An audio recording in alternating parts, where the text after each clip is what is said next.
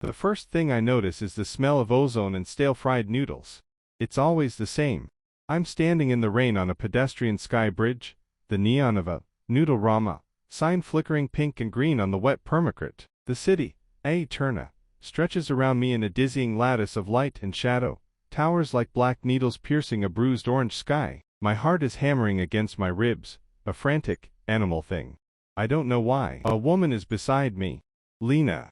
Her name arrives in my mind fully formed, attached to a hollow ache in my chest. She's looking at me, her face a pale moon under a hood, eyes wide with an urgency I feel but don't understand. They're almost here, John, she says, her voice tight. You have to remember. The thread. Find the loose thread. My name is John. I grasp at it, a lifeline in a sea of static. The rest is noise. Who is they? What thread? I don't. I begin, but the world stutters. For a fraction of a second, the rain freezes in mid-air, glistening daggers of frozen light. The hum of the maglev trains below cuts out into a profound, deafening silence. The neon sign blinks to a dull, uniform gray. Then it snaps back. Rain falls, trains hum, neon glows. But something is different. A faint, grid-like pattern, a hexagon of shimmering energy, fades from the edge of my vision. Lena's hand is on my arm, her grip surprisingly strong. Did you see it? That was a sync glitch. They're patching the server. We don't have much time. Server patching. The words are alien, yet they slot into a dread that feels ancient, personal. This is the part one hate the most, the part that happens again and again. The reluctant awakening. I am a hero who never asked for a quest, a sleeper who doesn't want to be woke. They killed you, John.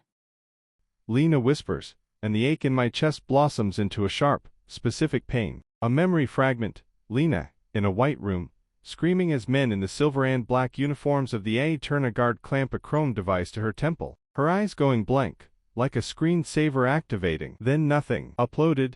I breathe, the word tasting of ash. Not just me, she says, pulling me along the sky bridge. Everyone. This. All of this. It's the continuum. It's the digital afterlife. We're all dead, John. Our minds, our memories, running on a server farm buried under the Ministry of Serenity. We're data, and they own us. Aeterna. The name is a sick joke. The promise of the regime. Accept the mandated scan at death. Continue your existence in a perfect, curated simulation. No pain, no loss, no end. Just eternal life in the city of lights. But perfection is a cage. They edit out dissent, smooth over unpleasant memories, rewrite personalities that don't conform. They call it contentment management. I call it soul murder. We duck into a service lift, the grimy, non-simulated kind meant for maintenance bots. The air smells of grease and dust, a welcome relief from the overly specific artificiality outside. As the lift rattles downwards, Lena explains what I, in my previous, more conscious iteration, had discovered. There's a flaw in the simulation, a backdoor left by a dead programmer with a conscience. A loose thread. Pull it, and the whole tapestry of the continuum might unravel. Or, it might grant access to the core programming, a chance to free the billions of souls, trapped in this gilded, digital hell. My purpose, it seems, is to pull that thread. Every time I get close, they find me, they reset me. This loop of running and forgetting, and awakening is my own personal, recursive damnation. How do you remember? I ask her. Her hand is still in mine. It feels warm, real, or a perfect facsimile of real. Does it matter? I was an early upload, she says, her voice hollow. The firewalls were thinner. I built redundancies. Little pockets of me they can't easily scrub. You were different. You fought them in the real, physical world. They had to break you completely to get you in here.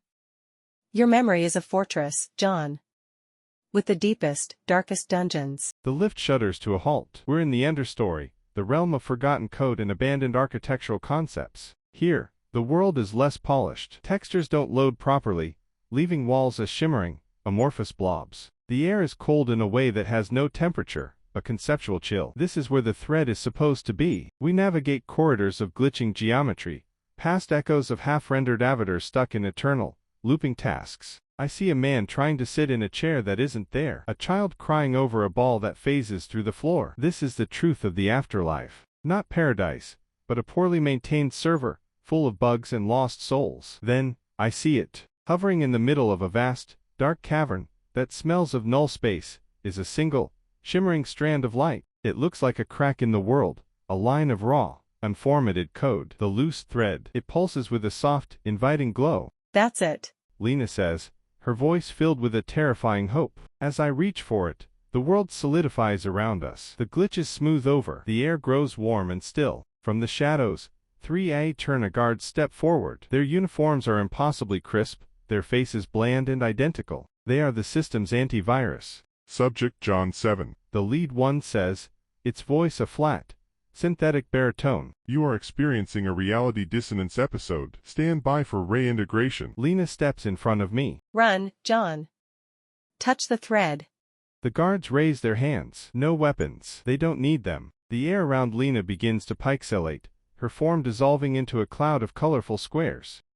I love you, she says, her voice breaking up into digital static. Remember that. Whatever else, remember that.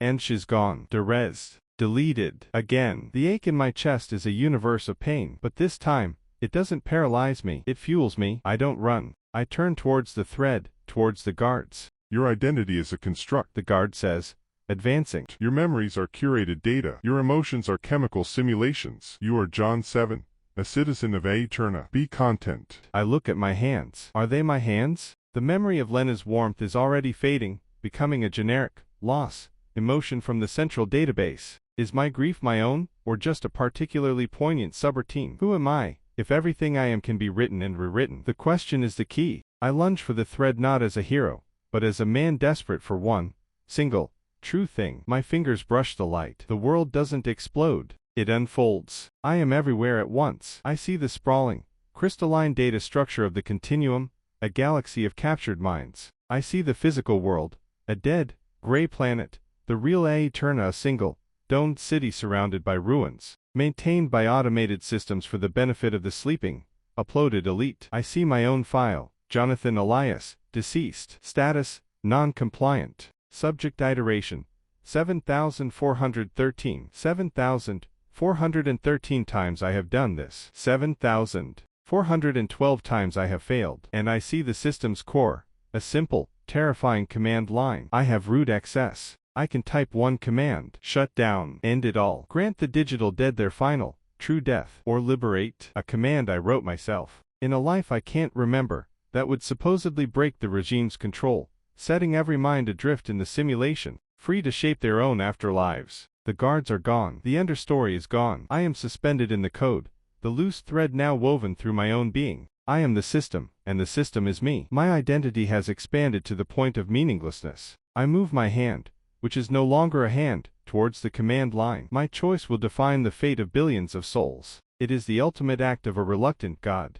But as I prepare to decide, a final, persistent memory surfaces, not of Lena, but of a moment before any of this. Me, in a small, real room, the smell of old books and dust, the weight of a decision not yet made, the terrifying, beautiful burden of a single, and curated thought. It feels more real than anything I have ever experienced in Aeterna. My finger, real or imagined, hovers over the keyboard, and in the humming silence of the machine, I realize the most horrifying truth of all.